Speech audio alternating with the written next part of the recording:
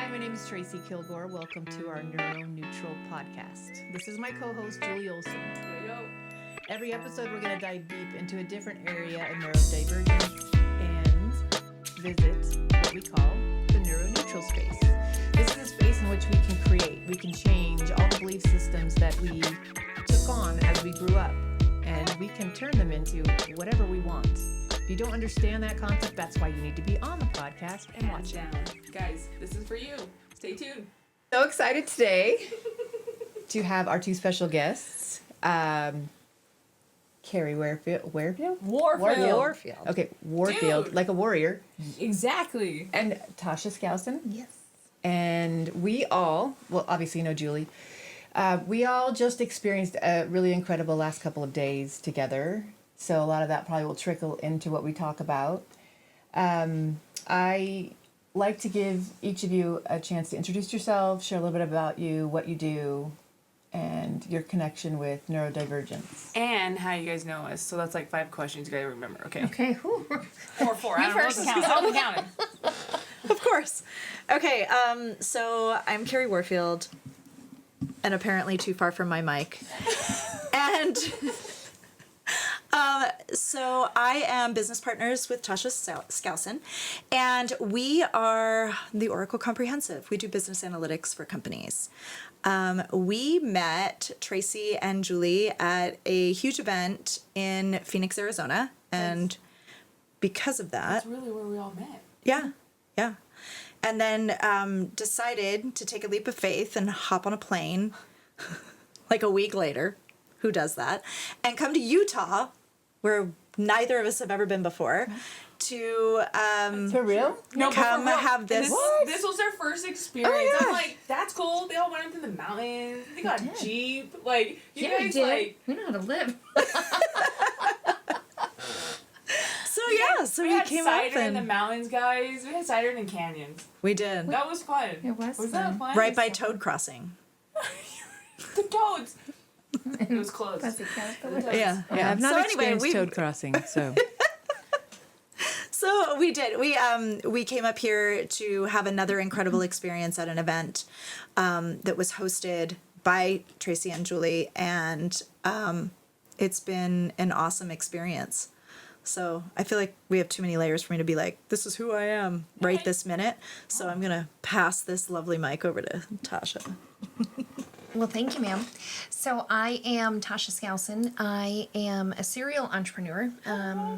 We are here today because we're representing the Oracle Comprehensive, which is a business analytics company that we have together. And we also have a business society that we call the Oracle Society, where we allow and try and help congregate other like-minded individuals where they can come and learn from each other and have a sounding board, because it's so important that you build a community. 100%.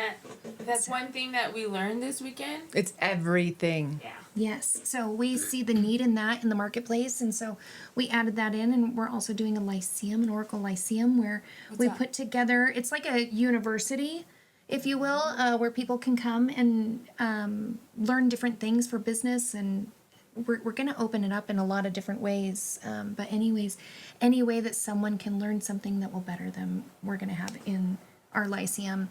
But Is this an in-person or is this a Zoom or both? both, we're gonna be doing that's awesome. both, because we want to we don't want to just limit it to who's in Arizona. We want to open it up to the U.S. Awesome. I love that. That's dope. But I met Julie and Tracy probably back in April when I was speaking at another event.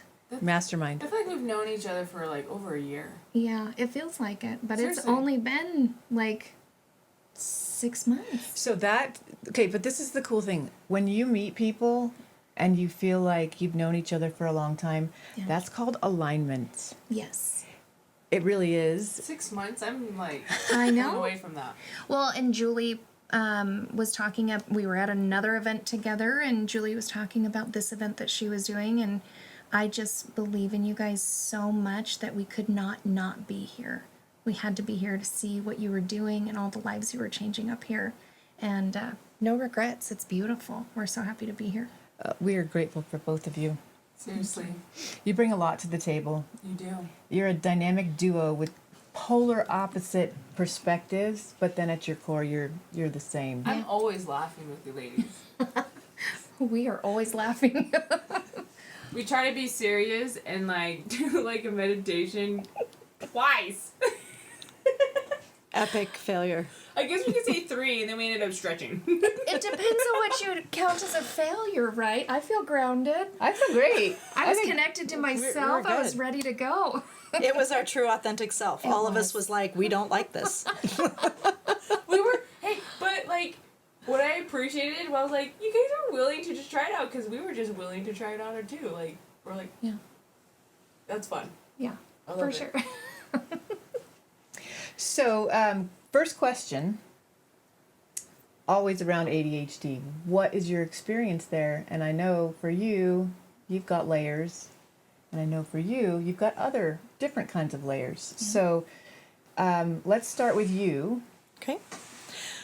So I've had the external influence of people saying, pretty sure you got something ADHD going on.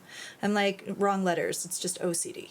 But I do. I kind of, sometimes I'm all over the place and sometimes I'm very singularly focused. So I think some of it, though, the way that I move through life What's comes... your initials? What's my... KLW? K. She's KLW. Okay. She's giving you an acronym instead of the ADHD. Or OCD. Oh, okay. I It's was not specific to following. you. I was not following. Okay, we're good now, though. So, so I have 3 kiddos. One of my daughters has dyslexia, and my other daughter had, back when they used to call it Asperger's. What? She had Asperger's. What's It's just it's autism, but it's High functioning autism. a spectrum, but that has a lot of specific. They're not using that word anymore. They are not. But And it that's what I has- said back Why? when they used to call it Why? that. Well, because they're learning. Autism is like a million Huge things. spectrums. So Yes. like dialogue in the past, the community would say you have Asperger's. Yeah, Yes. So the things I know about Asperger's is they typically end up focusing on a single person obsessively.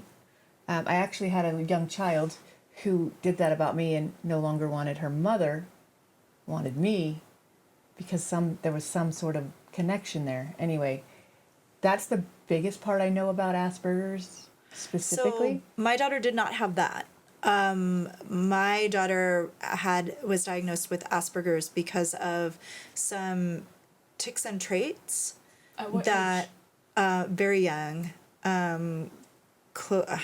probably under 5. One thing you'll find about me is I am very bad at remembering spatial time.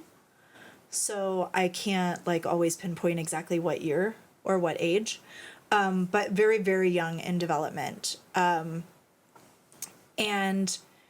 she was diagnosed with Asperger's due to the social awkwardness and Yes. some tics and traits that were very autistic related, which were kind of like the sounds that are often repetitive or don't make any sense or just kind of happen like whenever they happen.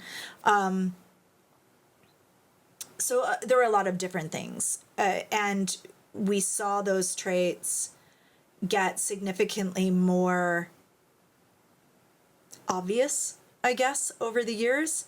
And then the odd thing was, as we kind of worked more in that space, we started to see it improve. Can you recall the points that maybe helped that? Like, did you change food? Did you change like what she was eating, what she was ingesting? I think her it was environment. Okay. Because it was around the time that she went into college. Okay.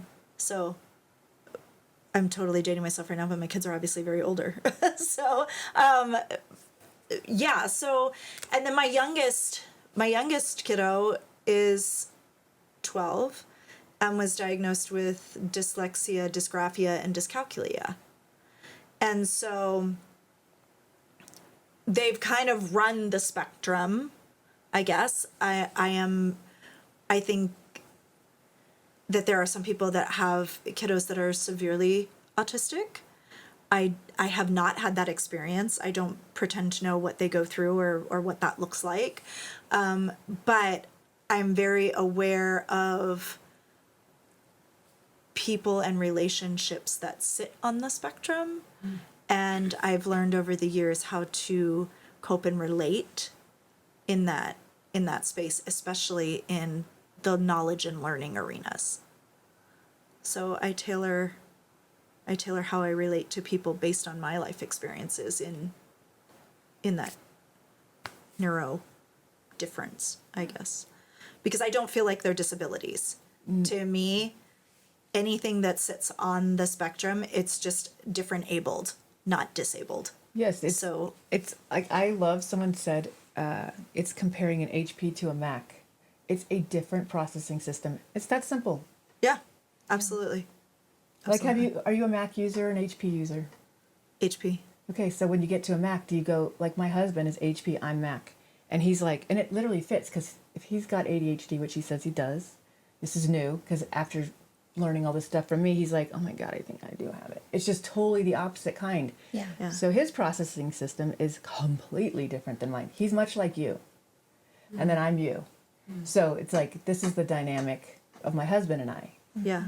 And it's just owning that and accepting that and like looking for the beauty in it. I wish to goodness we could just get this conversation out there and like, why can't we just look at it different for Right. each person instead of being like, oh, you don't know how to do that, so you're go away, Right. you know? Right.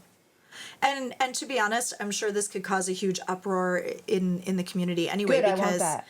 Well, because I do. To be honest, I didn't even use the proper phrasing, and I'm guilty of it too. Like, it's not that they are dyslexic or they are any of those things. They have. You know, it's not what defines them. It's just in the sake of this conversation. These are things that we've moved. Are and have? So it's not. It shouldn't technically be a label for them. It's just a part of who they are. Yeah, so for instance, with dyslexia, words are just jumbled up on a page. So then reading the traditional way that all of us learn to read normally, it makes no sense. And it's really hard. And you know what's crazy to me is how many children adapt to Yes. just figure it out Yeah. because they have to and because it didn't seem there was any options or choice. There are options And now. those are a lot of times the kids that are like, I hate school. I don't want to read that. Yep. I can't. You have to decipher the back end of it. People don't just randomly hate things. It comes from a sense of either discouragement or Yes, concern absolutely. or difficulty. And so I thought back before I knew what was happening, I just thought that while I'm sitting there trying to teach my middle daughter how to read and how to write, and my oldest still wasn't grasping the concepts, and yet I had two kids learning at two very different rates. And I just thought, oh, why can't my oldest, I'm going to start using names because I can't That's keep up it to straight in you. my head. So yeah,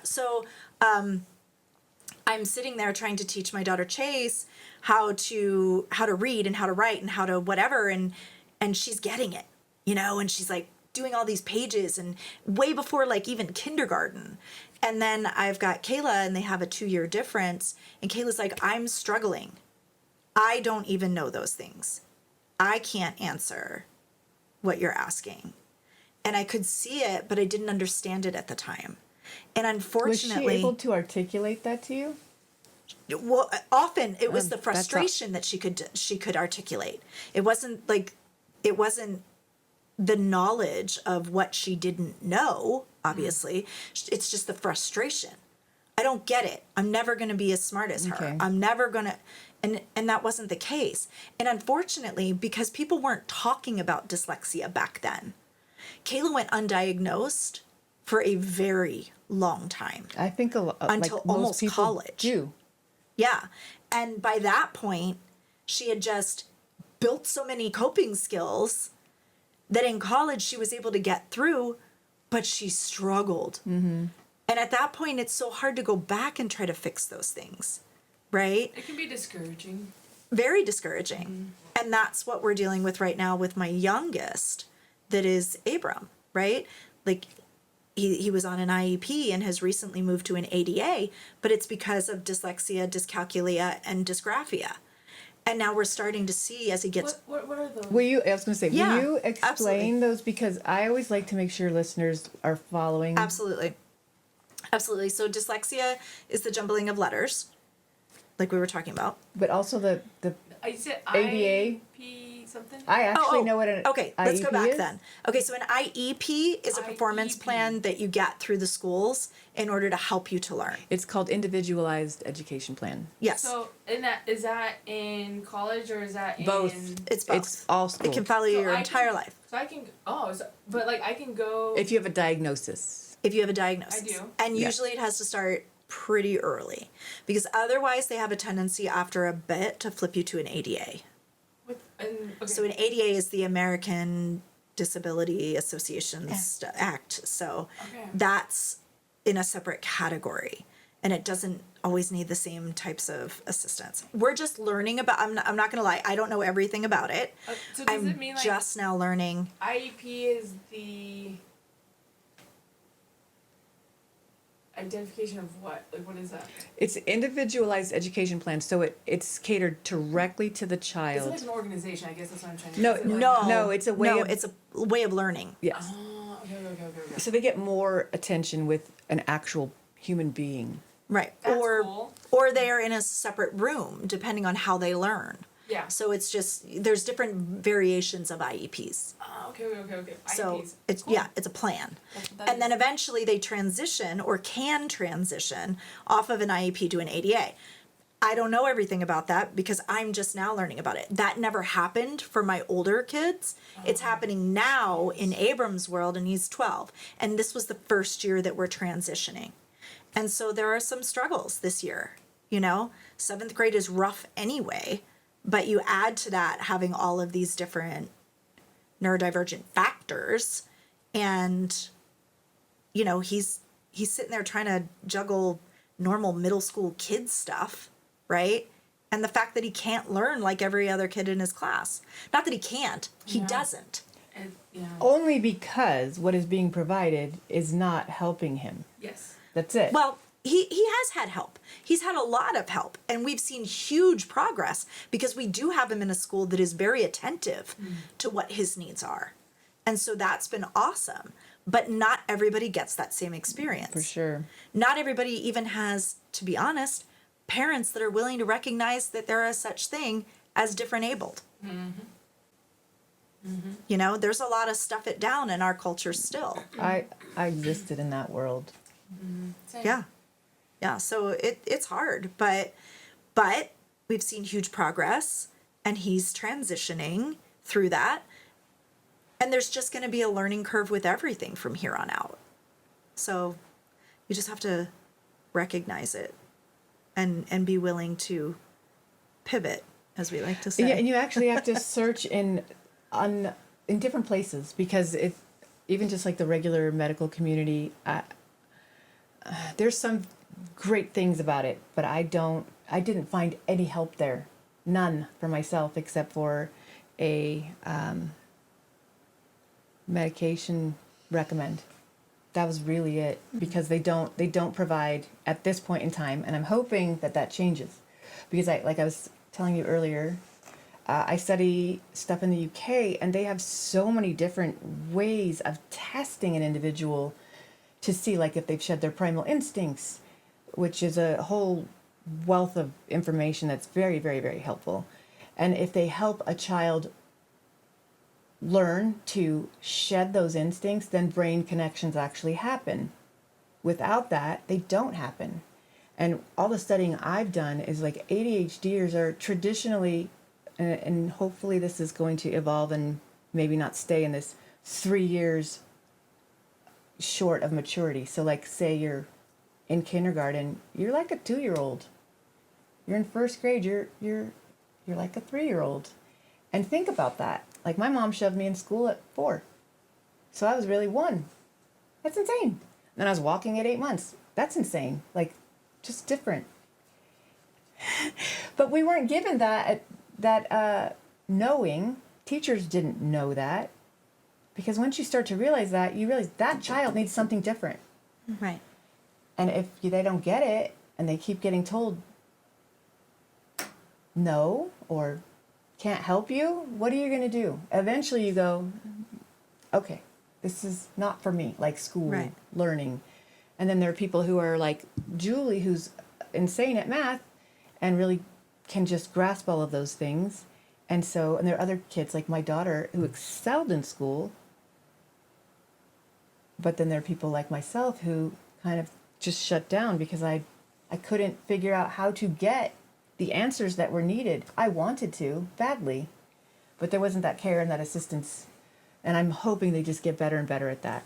Hey, but you're stepping into your spot, and guess how many people you're going to be helping and changing? Well, I believe that's why I care so much, because I don't want people to be stuck in that. Because a lot of really horrible things, I should be dead. I honestly should. And maybe I'll share my whole story on here someday.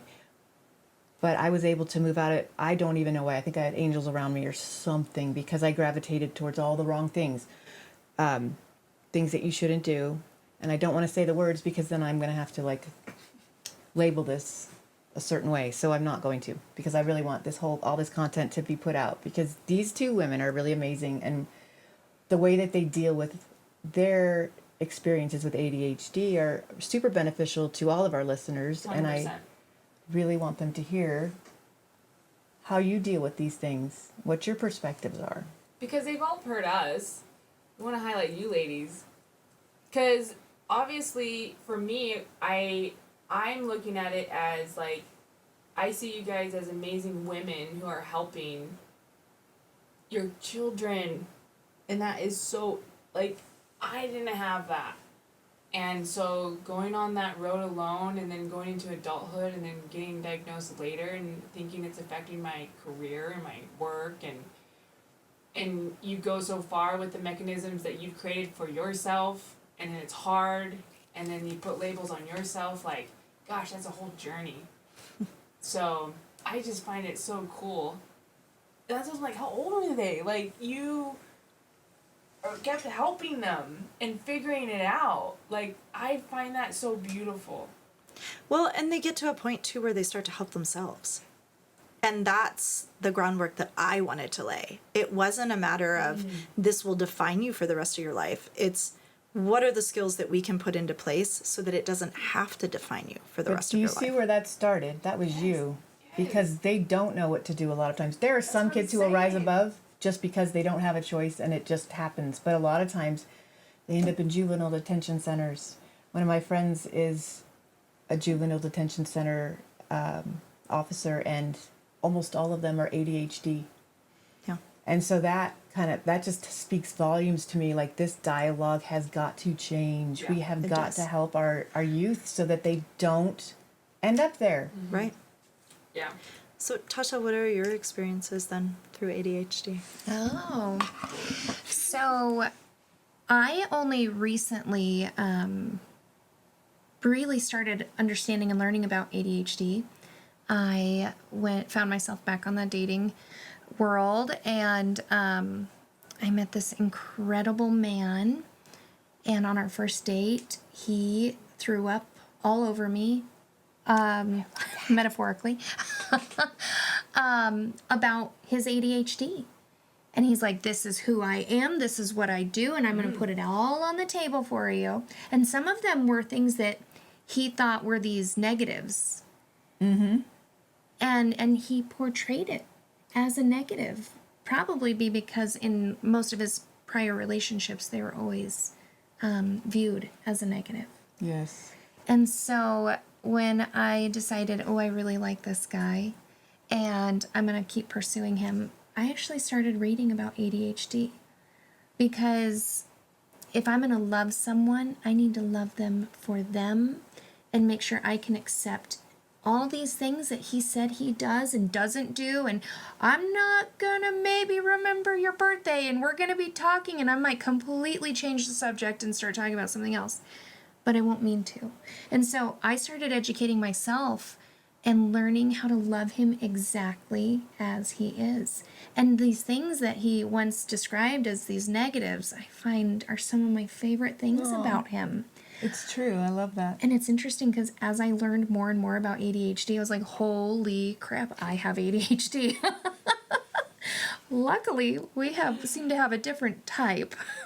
Oh, yeah. Where I have doom piles in every room of my house because I'm like, I will get to that. I can't deal with that right now, so I'm going to put that in this pile. And they are legit piles. He's not that way, thank goodness. He's very military and likes things tidy, so my side of the closet gives him anxiety. I'm like, please don't look at it. But do you believe that's conditioning? So I know I have 2 military kids, and they both have the same thing now. They're minimalists. Yeah. They fold their clothes a certain way. Yeah. Definitely conditioning. That's my mom. They organize things a specific way. Yep. And I think that comes from that conditioning. And we can recondition ourselves. Yeah. And as parents, with our kids, when you see that, that's where you actually are having a huge effect of showing in these ways of showing up and being so that you can be more productive. Yeah. Yeah, there's little things about him that I love. Like, he always puts his keys and his wallet and his sunglasses in the same spot. I need to do that. Because if he doesn't, he will never find them. I wish I could do that. I tried. It's a thing. I love him. I literally lost my wallet. I don't know where my wallet's at. I've lost it I've done it for like 3 days. Maybe almost a week now. Oh. Ooh. Yeah, so, yeah. I love him for all these things. And it's not to say it's easy being with someone always that has ADHD. There's some things that are hard and you have to learn to love and give grace for and truly understand that they're doing their absolute best. And so I've learned to communicate with him when something does bother me, because I still think you get an opinion, but 100%. there has to be a love behind that opinion and an acceptance of who they are and where they are. And I'm still learning. Can you give the listeners an example of this, of like, and then like maybe what you've created to combat that, whatever it is? Yeah. So I'll be sitting there and I'll be talking to him and I'll be telling him about my day. And all of a sudden, he'll just start looking at his phone. And I'm like, hey, I was talking to you. And he's like, I'm really sorry.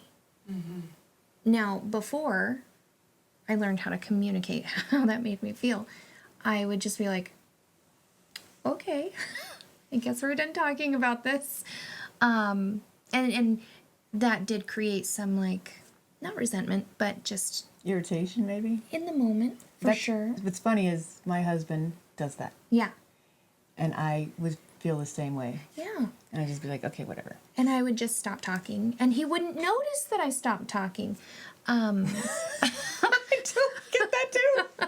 But I start, if it's important, I'll say, hey, I was talking. And then he'll say, I'm so sorry. Because I will say all the things that sometimes he does that I perceive as rude or not considerate of my feelings are never done intentionally.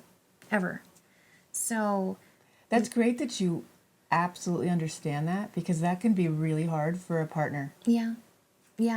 But I really invested in learning to love him exactly as he is and not trying to change him, because I don't want him to be anything different than the man I fell in love with. So, but, it's growing and we're learning, and I think it's a process for sure. Because heaven knows Yes. he's learning to love all my little quirks and like my doom piles and my horribly messy closet. And my squirrel mentality where I'm like, okay, I'm going to go do this. And I'm going to go do this. And I have to be moving all the time. And he does not. So we balance each other out. So, like to On add that to note. on that note. So the interesting thing is, when I talked about my kiddos preparing me for the world of handling things Oh my gosh, that are around me Ooh. are ADHD or spectrum related, Do you this feel that? business partnership that Tasha and I have, those are a lot of things that I already started to learn and recognize about our relationship, that That's beautiful. there is always a go, go, go, but I also go, go, go. Right? And so we're both very driven. So you're on the same wavelength. We're on a same, to some extent. Sometimes my ups are when it's her downs, and her downs are when my ups. But that's good because then you can pull her up and vice versa. Exactly, That's exactly. Super good. But because of that, I've kind of learned sometimes to watch the nuances of how we're discussing things, or I may not be, because I am a pretty blunt and transparent person. I appreciate that shit. And so Stuffs. God dang it. My brain needs And- straightforward. Right. But Tasha's does not all the time. She wants to hear the information, but not always in the way that I want to deliver it. Is this true? I don't know.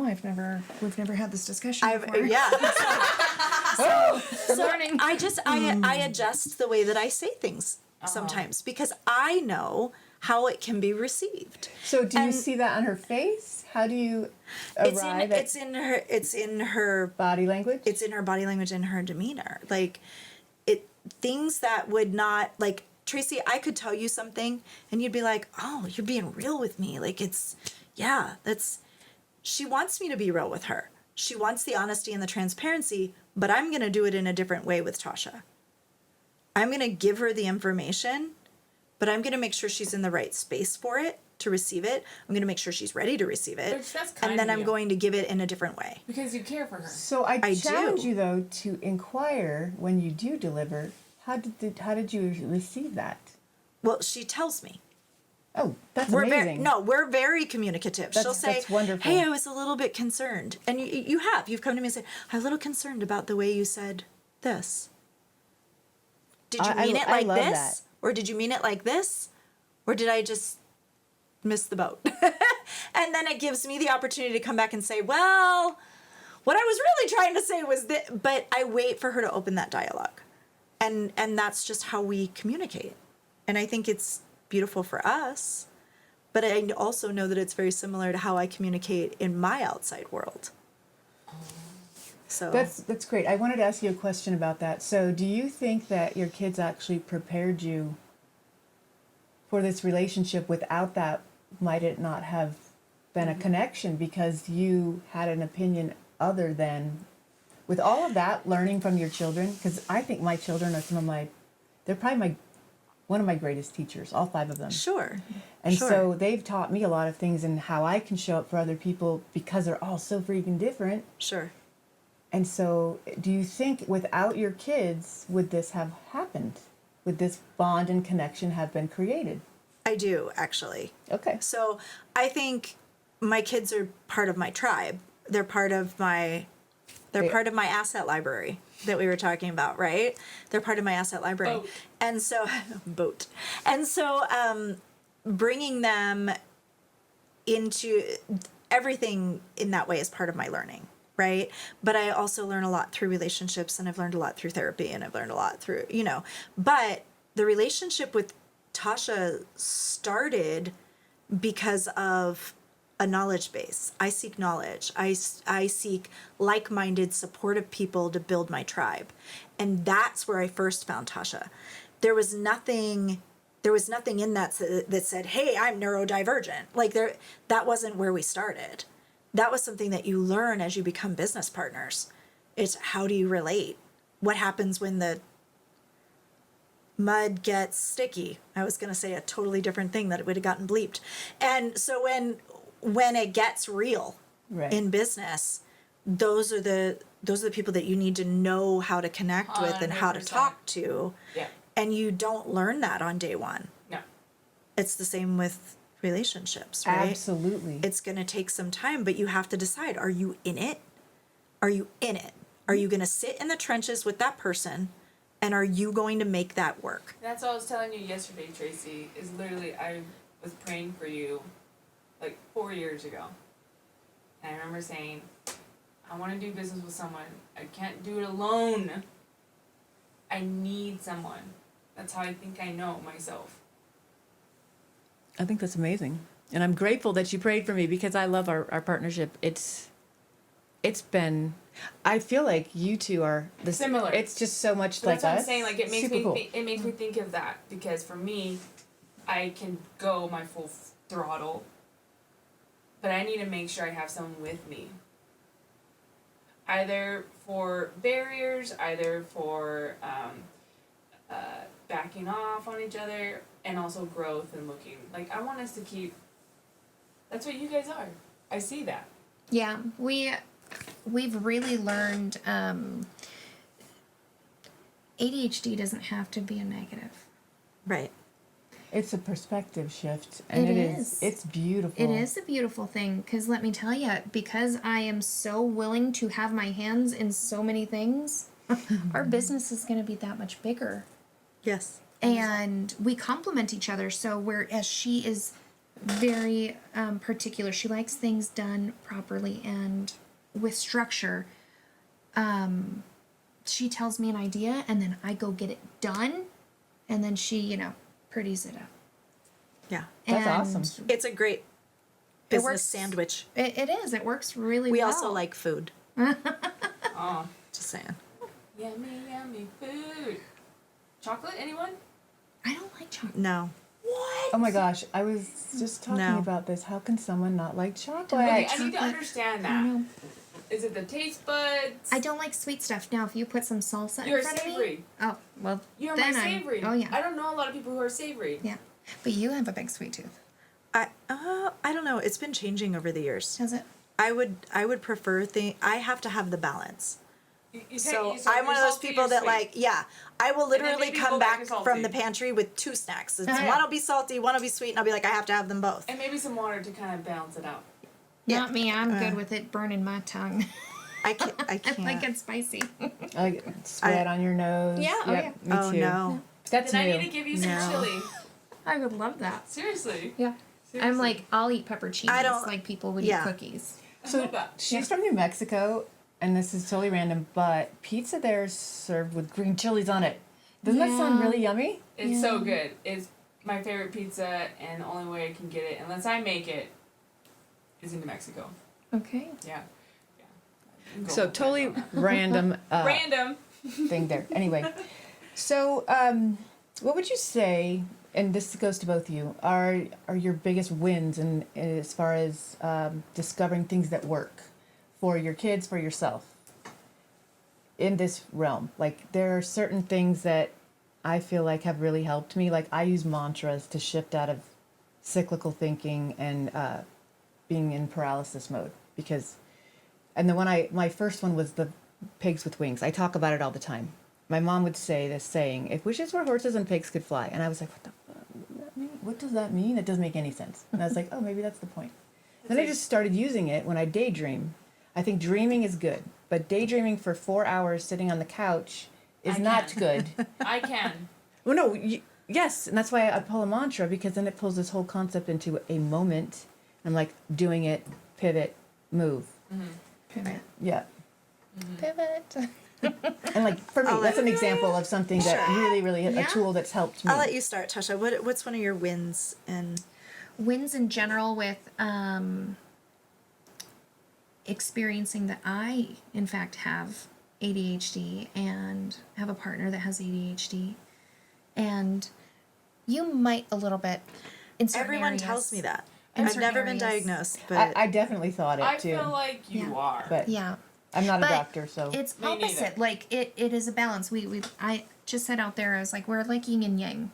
You know, we balance each other. We got a little bit of each of our own things in each other's side, like the yin and yang symbol.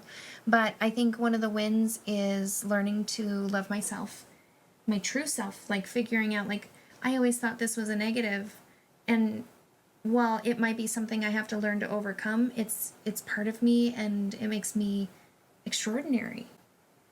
The fact that I love to stay busy and talk to people and all these things, it makes me me. And I love that. Did you ever have to go through like an unmasking journey for yourself? I absolutely did. I say that because I had to. Oh, yes, And me. I feel like I'm. and it still pops in sometimes. Yeah, it so. does. It Yeah. does. Yeah. I think there are experiences in life that cause us to reevaluate who we are and where we are. And it's important to learn from those experiences and embrace what you've learned and then apply it. And part of that journey has, 2 years ago I was blonde and had no tattoos, so. I'm looking at her phone and I'm like, you're blonde? Is that you? Is blonde your natural hair? I've only known Tasha Burnett. Yeah, but there's a discovery, there's a journey, and there's so many wins. I met somebody that has ADHD, and I learned to love someone authentically for who they are. It's not, I will love you if you do this, or if you can do this differently. It's, I love you exactly how you are, and I've never felt that kind of pure, true love, and that there's no bigger win for me than to feel that, and that's translated into how I love everybody else. Oh my gosh. I've said this my whole life, but that's exactly what you're saying. I believe that all that matters in this life is love. To love and be loved, and everything else is distraction. Do I get involved in distraction? Yes, we all do. Because we got to have money, we got to have this, we got to have that. But what you said, and that's why I like you so freaking much, because that, once you realize that and you build everything around that, you can move mountains. Yeah. And people are going to be so attracted to you, Tasha, because you're pure light love. Thank you. You Yes. are. And then this is a huge win. Even beyond the ADHD and all that other stuff, just learning to be open and genuinely love someone. She's phenomenal. We're gonna do some really big things, guys, next year. Oh, I see it. When we come back here, it's gonna look a little different. It will. It will. But my win out of this is all of the extraordinary that's sitting next to me gets to be my business partner. So that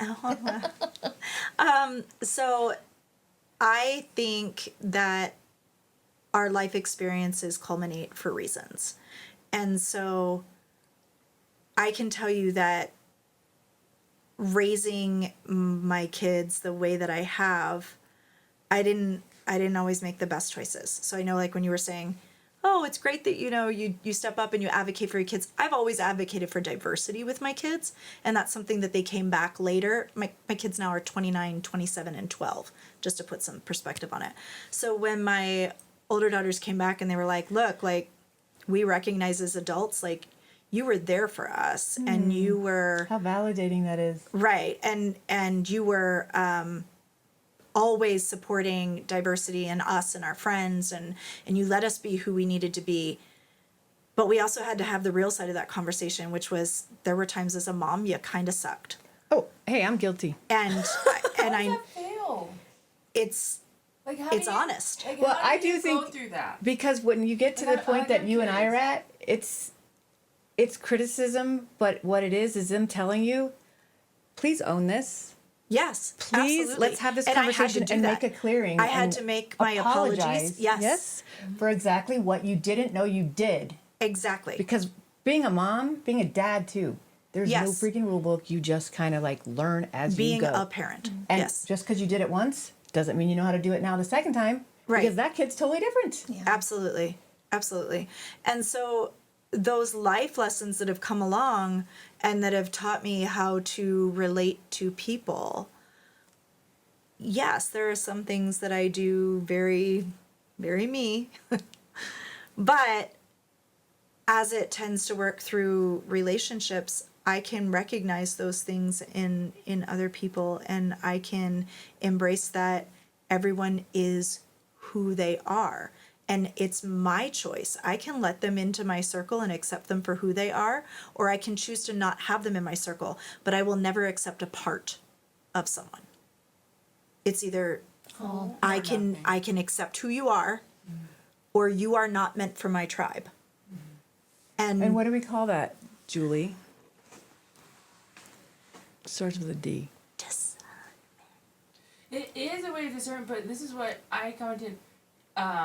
Obviously, for for me, when I think of like building your community, what did we learn? What was the thing that, who was it that said this?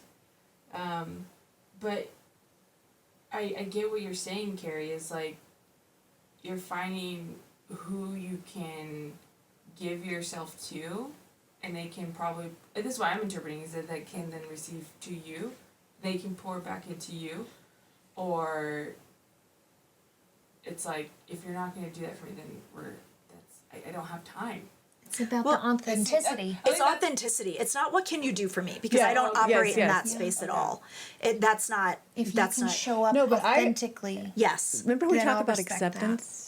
Acceptance, that is the space. If we all step into a point of acceptance, there's a place for every person, right? Right. And in your life, like I talked about this yesterday, like I didn't feel like I actually had real community. I'd have like one person or a couple people. But when you get into the space you're talking about, it's so cool because you don't have to explain yourself in all facets. Yeah. Because people with the ability to have acceptance, your opinion can be different than mine. We can still exist in the same space. Absolutely. But you both have to have that acceptance. And that's what I feel like is being created with Matriarchs of Rise. There's that point of acceptance from both sides. Right. So there's the allowance of the difference. Like, you're gay, you're pansexual, you're Republican, you're Democrat. I don't care. I live in America so that I can choose. I want you to be able to choose too. It doesn't work just one way. Right. We have to allow both sides, the yin and the yang. Yes. And what's beautiful is when there's acceptance, it's like a full circle, and it just goes and goes Just love. and goes. Yes.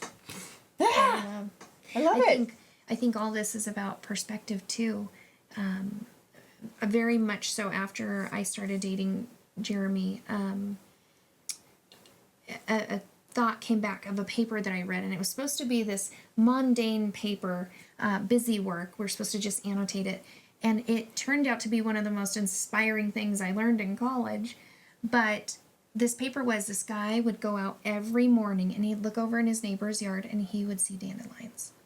And he's like, oh, he has so many weeds in his yard. I just wish he would cut down those weeds. And there grew this animosity and this anger towards his neighbor. And finally one day he came out and he saw his neighbor and he said, can you please cut down these weeds? And he said, you see weeds, but I see flowers. Life is about perspective and how we look at things, and it can be a good thing. Yeah. They can be played to your strengths. 100%. And when you learn how to use the gifts that we're given, success is inevitable. Love is inevitable. Friendships, partnerships, good relationships, it's inevitable because it boils down to love and acceptance and perspective. Oh, 100%. well said, lady. Thank you. 100%. Yes. And as simple as that is, that's a muscle. So it's if you're finding yourself not naturally leaning into that, just know that's an identification for yourself to know that, okay, I want to strengthen that muscle of mine. So how do I do that? How would you coach or direct someone on how to know that within themselves? Do you want to try answer that? I'll be honest, I'm not sure I understand exactly what you're asking. I'll tell you what I would share with the person. Anything you're trying to make different, per se, build a muscle, create what it is that you want to change, and then you need to practice it until it becomes a hardwire. It's definitely creating new habits, new pathways of figuring out how to do things, trial and error, and then accepting that, ooh, I didn't handle that well. I'm sorry. I'll do better. 100%. There has to be a humility. Ownership. Gosh, I have held him to standards sometimes that he's like, I'm not sure I can meet those. And there's got to be an acceptance and a humility to say, okay, well, how can we work through that? differently next time. So I think it's communication is huge with this, especially when you have children like this, or you have partners like this, or you feel like this. So grace is a big one, and practice and communication above all else. Communication above all else. Words matter. They do. Absolutely. 100%. They do. And then like owning it. Like, man, I didn't do that well. Yeah. And at the end of the day, are you trying to, whatever the discussion is, I'm using partner. Am I trying to win this discussion, or are we trying to make ourselves better? Right. And Oh my gosh, that self-awareness right there, yeah, huge, because you're going to get to the end so much faster than if you're stuck in the whole like Yeah. defensiveness, So you know? basically Yeah. what I'm hearing, and I'm saying this because we're going to have a listener listen to this and be like, well, how do I like get to that? Because obviously we can understand and recognize, but then how do we start building ourselves to develop ourselves to start being aligned? And it's so natural for us to be like, I accept you for you. You know what I mean? I think that's what we So- all desire, you know what I mean? absolutely. Oh, So for that's what sure. I'm saying. So what I'm hearing from you ladies is that it's a matter of also incorporating humility into it. Oh, So And- which school? I'll be honest, I'm one of those people that I believe in accountability. And so if you're really trying to make a change because you want it, because it can't be because of the external factors, but if 100%. internally, if you really want to change the way that you communicate or the way that you give light or the way that you function through your life, you need somebody that you trust to help to hold you accountable. Yes. And that accountability partner, you have to have that whole conversation right up front. Look, there's not going to be judgment. There's not going to be, and that takes a lot from an accountability partner, right? That could be like who? Like Well, it could be an actual coach or a therapist, but it could be could your be. husband, it could be your wife, it could be your best friend, it yeah. could be your business partner. yeah. It could be anybody Yeah. that is literally willing to sit there and say, whew, I know you're working on such and such, but you're not showing it right now. Like, Yeah. I mean, that's my approach. I'm sure Tasha's approach would be highly different. Tasha is my light and love and my feminine, like, I'm feminine until it comes to She- business, but she is. I love that though. But that's the side that you are. You're I don't know how else to put it, guys, so just bear with me, but she's like a hug. She's just like, I'm a nice she's a one hug. too. she's a hug. But I know about me that I don't sit in the same space. You're not a hug? I'm just kidding. I give great hugs, but you have to What is get she? you have to be able to get into the space first. Jesus. She Okay, creates, you're a she protected- creates Just fear. awareness. Potential hug. You're She scared. creates awareness for sure, and it is to the point, and it's what you need to hear Yeah. always. I love that we can have open communication. There's no hurt feelings. I think understanding too that whoever your accountability partner is, they don't have the intent to hurt you. Right. Yeah. So giving them grace that I'm trying to communicate with you and I'm not trying to hurt you. So yeah, you're saying words are important, right? So whatever intention we put behind those Yes, words. So for sure. you can look at accountability as like that's gonna help me. I feel like I like to pride myself as I'm coachable. Accountability I feel like aligns with coachability. Yeah. And that's the energy. So if you're finding yourself where you're like, man, accountability is like hard for you or being discouraged, have compassion with yourself, and continuously move forward in that accountability with yourself.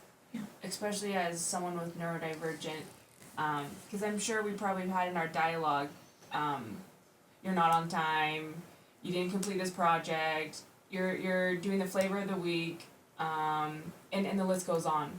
So I honestly believe, from what I'm getting from this and for our listeners, is that muscle that we're figuring out, the way we're going to strengthen that is holding ourselves accountable, having humility within ourselves as we see ourselves and are observing from within, and then also having some sort of compassion. I'm a lover. I speak in emotions and analogies. So, like, that's how I would interpret to those listeners on how you can strengthen that muscle, and that muscle that we're talking about is Whatever you're wanting to move and change, because your brain is a muscle.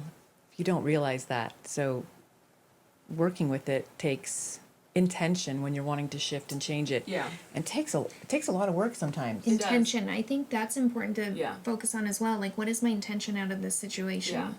And then, like she said, having the accountability partner. But a big thing of that is don't pre-qualify your accountability partner. Don't assume I can't go talk to my Expectation. spouse that is or friend such a because good they won't golden understand. nugget. But right No, there, it is. because we're protecting ourselves still. Well, if you go in we're with still in our expectation, masking. you Yes. can be deeply disappointed. Yes. If you go in with like the law of detachment, which I've been talking about a lot lately, my husband's been using it back on me, which is funny. And I need it sometimes because I forget myself. But when you detach from the outcome, it's not like it's a surprise. But whatever you experience is whatever you experience. You're present. Yeah. And this is like the self-awareness we were talking about. You're bringing in a lot of the words that go with that: grace, self-compassion, all that confidence, all the things that we need to have. And when we start with self-awareness, that's the space that's clear and we can create from that point. Self-awareness is difficult. It's not easy. Yeah. I find myself not being self-aware, not being present, and in my what if and what already happened instead of right now. What you guys have also mentioned this weekend is knowledge It's power is when power when applied. And I think knowledge is that's a key. big part of this. Did you say that? Yeah. Yeah, you guys been Okay. saying that a lot. This Say, weekend. repeat that, would you? Yeah. Because I think that knowledge is power, yes, but Only when applied. So what does that mean? Because I'm barely understanding that idea in my world. So like, what does that mean? implement. Yes, but what does that mean to you guys? So you could be the person that stands up there and spouts all the things that you know. But if you have no idea how to use the information, if you aren't using the information, if you aren't trying to learn more about it or put it forward, it doesn't mean anything. They're just words. They're just Yes. words. Yeah. And words are meant to have meaning. So put the meaning behind it. Put the intention back in. It's like, what was it? I said, I had one of our friends last night, Danny, she says to us, we were talking about mantras and our energy vibes and things like that. And I mentioned, I said, I have a mantra. I said, I say it every day. And she goes, well, tell me what it is. So just as a person relaying information, relaying words, Yeah. I told her what it was. And she goes, you didn't mean any of that. I said, not in that moment. She goes, yes, I did. I was like, yeah, I did mean it. Are Like, you- that can you is my share it? mantra. Would you share But it? Or yes, it's okay if you not don't just want that. I will share it with you, not in just the words, but in the way that I actually say it, because I've been told. And so, Well, tone actually, people read tone, for sure. exactly. But in that moment, I was literally giving information, which is what we were just talking about. Oh, okay. Words are just words until you put intention behind them. Right? Ooh, I love So this I just told explanation. her this is what it is. And then she was like, well, you didn't mean. Okay. Not in that moment. I was just relaying. Right? So anybody can quote Shakespeare, but you're not going to stand on a stage and do it the way Shakespeare did it unless you have the feeling and the intent and the You're and so the whatever good at for being. articulating so people will understand. I love that. Thanks. So every day I say my mantra, and I try to do it every time I get in my car because I'm in my car a lot. So I've correlated those two things together. I get in my car, I say my mantra, right? I get up in the morning, I say my mantra. So what I say is, I have to close my eyes when I do it. Not when I'm driving, though. Just so everybody knows, not when I'm driving. Okay, so I can see my insurance agent watching this and going, that explains a lot. Okay, so it is, today I will be my best. I am worthy of health, wealth, love, including self-love and abundance. And I will take every opportunity created for me today. It's beautiful. And so there are a lot of parts in that I had to craft to be able to say, look, I need to address opportunity. I need to address who I'm going to be in that space. I need to be able to address what my intention is to bring the energy and the vibes that I want. But if I just write it down on a piece of paper, or I just say it as in like, these are my words, it doesn't have the same impact. And that's the same thing when you're talking to somebody. I can just be telling you 800 things, and it doesn't mean anything until you start to sound a little more passionate. And then people start hearing your Connected to intent. an experience, an emotion. And there's Yes. compassion, right? Because you identify who you're speaking to and how that message will be received. And that's important too. Very Right. much. Words are just words, but how they're conveyed and who they're being conveyed to matters. Exactly. And then you have to consider that person's understanding of the words you're actually using, because that is a whole nother like right. possible train wreck. Because if they think something means something else, which Yes. we've talked about this a lot, then they're angry or maybe happy, and it Yeah. wasn't But then we meant- move into assumption. Right? exactly, which happens a 100%. lot of And the time. I am not a fan of assumption. No. And so I've learned in my life that I used to make a lot of them. And I had to get to a point where I could come forward and say, I don't want to make an assumption here, but this is what I think you're saying. And then I wait for the confirmation or the, you know, or the other side to the story, Like you're not, right? you're, in other words, you're not going to react. No, but I want to point out to this. This is key to healthy communication that actually produces results that both sides intend to have. 100%. And it's that back and forth and making sure that other person understands what you actually meant by having them share instead of just talking at them. Right. Communication needs to be on both sides, receiving, understanding, and making sure that's happening for both people. Absolutely. What would be a way to start that with someone? Like, what could be So- something you guys can give to our listeners that they could, like... Maybe you could It's do. modeling it. Can you do it? Like, Yeah. what would you say? Like, for me, I'm like, what's a starting sentence? I feel... Actually, You know what I mean? don't Like, need to reinvent the wheel. I can tell you exactly. Yeah, So, how would that be? a lot of your listeners are probably familiar with, but Brene Brown. I saw something of hers that epically impacted me a few years ago, and what she said was, if you use the phrase, "the story I'm telling myself," and then say that to your partner. So, say for example, Oh, okay. So we'll use it with you, Julie. Okay. So the story I'm telling myself is that you don't want me to go out in public because you think that I'm going to act a fool. Okay? And you might come back and say, "What are you talking about? That had nothing to do with it. I asked you to stay in because I wanted to spend more quality time with you." Oh. It's a great example. Have you guys done, Oh, go on. Sorry. I'll That's okay. remember When I'll it comes remember back, just yell it out. So it really is a back and forth, but the best way to show someone how you want to be spoken to is to speak to them in that way. And I'm not great at it. I'll tell you that. Conversations, that's what it is. Crucial conversations. I have that book actually. Yeah. Because they talk about the stories we create in our mind and then what's factual. Yes, That's very absolutely. landmark, by the way. That's the whole principle of landmark form. If you haven't done it, But man, it's so what great. comes to my mind when you're mentioning that, and it's so true. That's a basis. I have that dialogue with you all the time. I'm like, this is the story I'm creating in my head. These are the facts, and then we have a conversation. Yeah. Yeah, it's very important to do that because otherwise you walk around like It's in my like way of a pretend processing. world. Really, it's not really So- happening. Just up here.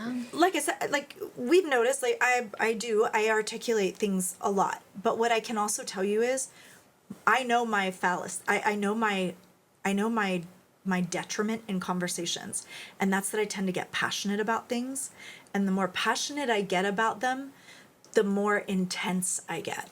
Same. And so the more intense I get, the more people start to do They this. go like this, yeah. It gets No, uncomfortable. that even happens with my husband. He's like, "You're just being so much." I'm like, That's me. "Because I'm passionate. This means a lot to In me." my head, I'm And like, it doesn't, care so doesn't much. mean I'm mad. Right. No. And it doesn't mean I can't see your side, and it doesn't exactly. mean I'm not gonna get there. Okay, but that's why, for me, I personally don't like the whole thing of 90% body language. No. Because for me, in my careers, people perceive me certain ways, and I'm like, what did you just, like, that is not, I'm sorry, like, how did you get that?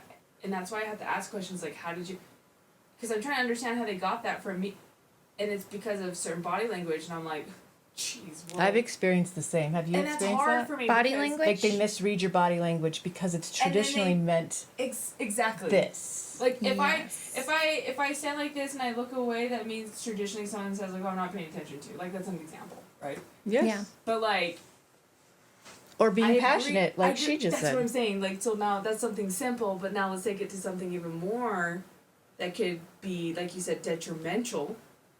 Is the passion that you have. My insecurity is not being able to explain what's going on in here, and that's been my like number one insecurity in my life, which then comes into the words of I'm not smart enough, because people are going to perceive me I'm not smart enough. So, and I say that because I feel that. I feel that. And you're pre-qualifying people. Yes. And how you talk to yourself matters. Exactly. That's what I'm saying. Like words matter. Words People. do matter. How we talk to ourselves matter. And what I've learned through all this, I go back to that first date I had with this. Guys, he is the most incredible man I Would have you say ever met. intentions matter before words matter? Yeah, for sure. Okay. I'm just. But what I learned is that so often people with ADHD, and I'm sure so many other things, it's put in such a negative light. And that was how he described himself to me on a first date. And I he love that, is though. the most incredible man I have ever met. And so I think truly investing in the people around you that you care about, that you love, that you know, I don't want to say struggle, but experience different ways of thinking and doing things, learning about them and loving them, and then building them up. Like that's why we're here. Yes. We're here to build other people up. We're here to bring joy. This life is not supposed to be so hard. And when it is, we're supposed to have the people in our corner Yes. that we love and love us and understand us to be there to lift us up. And so be that for someone and try and find somebody that can be that for you. But don't pre-qualify that maybe they won't understand or Pre-qualifying. Yes. Yeah. Huge. it really is. I mean, he pre-qualified that he was this type of guy because he's been told for so long that he was that or that these things were bad. And so how he presented them to me, it almost scared me a little bit. But I was thinking that night, I was like, these things don't seem so bad. I don't see why that would be a bad thing or why that has to be a huge thing. Yeah. And so self-talk, I mean, it matters so much. Because So you're much. so much more incredible than you give yourself credit for. Guess what? You're experiencing your own world. Ain't nobody experiencing that. Yeah. Except for you. Yeah. And then that Yes. goes into what we talked about too, like worth and worthy. Worth and worthy. Worth is something internal that nobody can take away. That's So, the gift you guys gave me. of So you guys are understanding. all talking about self-awareness. yeah. We Once are. you know and you are self-aware all the time, that's exactly what you tap into. Yeah. Is Yeah. your own self-worth. What? Do because that was Tracy's conversation at the Matriarch's Rise was Self-awareness. Self-awareness. Yes, most people are not, and I realized how much I am not at times, which makes me want to even look at it more, because that's where everything pure and good comes from. Yeah. Yeah. Because then you are aware of how you're treating someone, and you're in the moment, and you're not spouting off from your flipped amygdala. I don't know. I always say that, like that's my subconscious and all my old shit, just my old stuff coming up, you know. So, yeah, it's super, super powerful, super necessary. It is. It is. And I think I was told once that love and hate cannot coexist.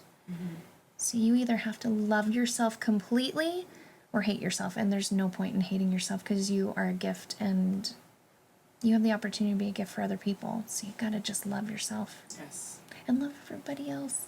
And wherever they are, as imperfect as they are, they're perfectly imperfect. Yes. And that has to be okay.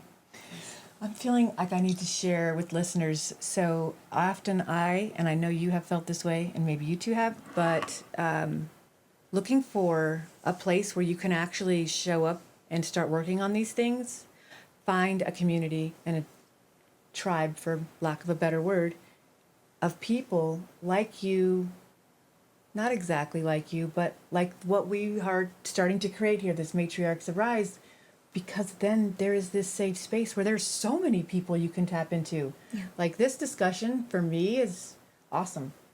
It's beautiful, and I love all of your different perspectives. I mean, we're all got some of the same core things about us, but we're all so very different. And then our experiences have shaped us, and we can share from there. And there's a lot of people out there that have experienced what you have and what you have, what I have, what you have.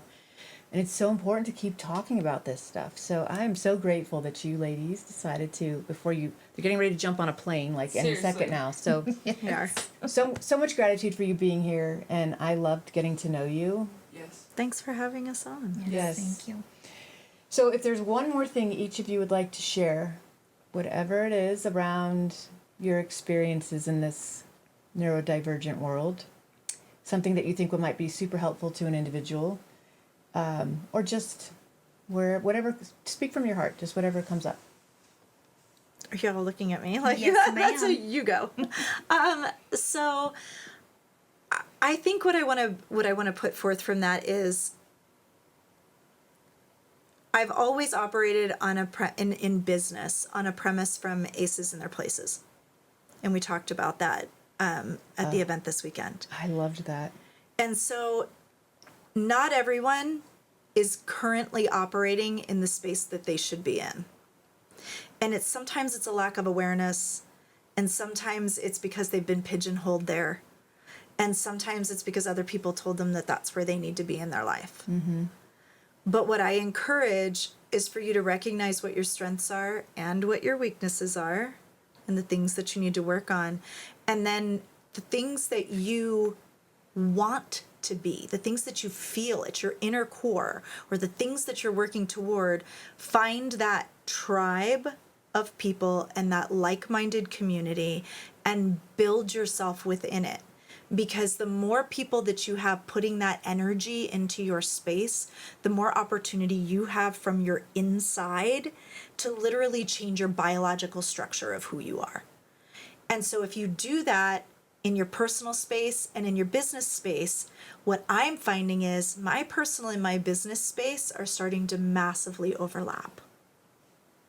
And I'm finding that some of my best people in business are now like my closest friends, which is something that even Simon Sinek said about your mentors. It's friendships.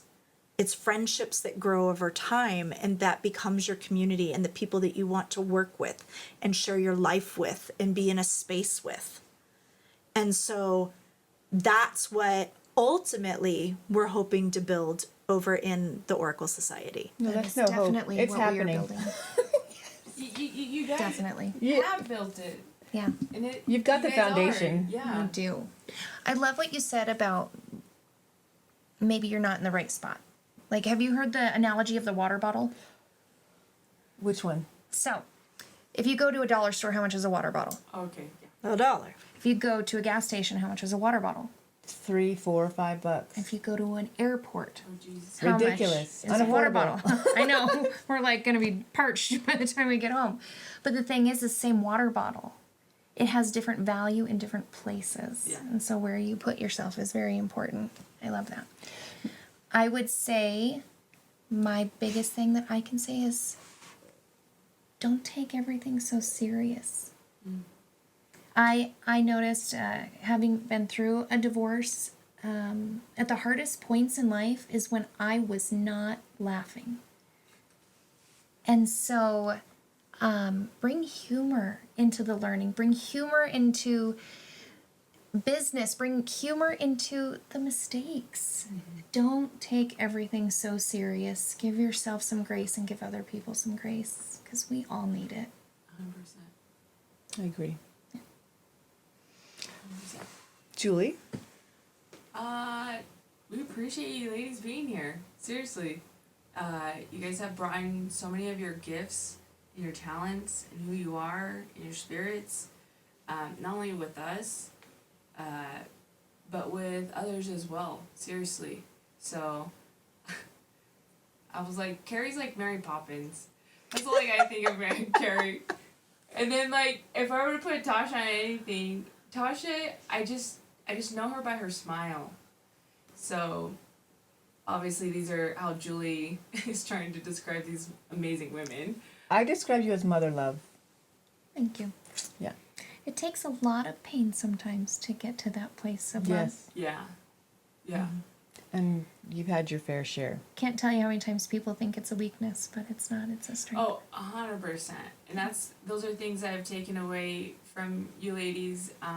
Obviously, as we are growing and developing ourselves, it's honestly a matter of, and we keep talking about this, is finding your community that is going to see you, support you, help you, love you, care for you, and even assist you in your development. So, as I don't know, in my mind, I just keep thinking, as we're growing, let's just continuously find ways to duplicate ourselves. So hopefully, I don't want to say hopefully, I know you listeners got at least one golden nugget. Gosh, today there's so many things that we discussed today that I don't even know what the whole conversation was, but it was like we went over so many exercises, gifts, ways to handle certain segments of your life. So this was great. It was great. I want to give you a chance to share your social media. I will also put them in the Yes. content how can below. our listeners find you? And how can they also get to know you guys and connect with you? So we're on Instagram. It is not my strong suit, y'all. I'm sorry in advance. I'm at Karie Kat. So at KarieKatt. So at Karie Kat on Instagram. And you can find me at I am Tasha Skousen.